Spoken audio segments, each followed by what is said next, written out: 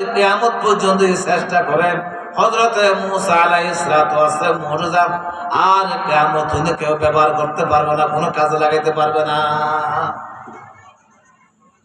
হযরত দাউদ আলাইহিস সালাতু ওয়াস সালামের কিতাব ছিল জবর কিতাব। দাউদ আলাইহিস সালাতু ওয়াস সালাম লোহা যখন হাতের ভিতর নিয়ে চাপ মারতেন, লোহা গলি মোমের মতো আঙ্গুলের ফাঁক দিয়া গলিয়া যাইত। সুবহানাল্লাহ।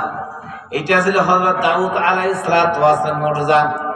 তিনি লোহা দ্বারা অস্ত্র তৈরি করতেন, দাও কুড়াল তৈরি করতেন, লোহার জামা পোশাক তৈরি করতেন, লোহার টুপি তৈরি করতেন।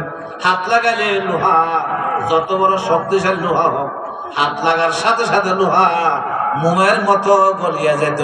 যেটা ইচ্ছা তিনি সেটাই বানাইতে পারবেন। এটা ছিল হযরত দাউদ আলাইহিস সালাতু ওয়াস সালামের মুজিজা।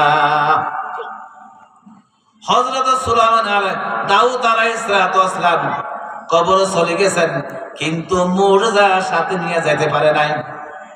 ওনার অনুসারীরা যদি মুজিজা ব্যবহার করতে চায়, কিয়ামত পর্যন্ত এই মুজিজার কেউ ব্যবহার করতে পারবে না।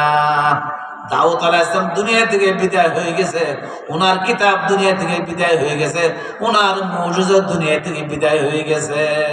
ঠিক না বেঠিক?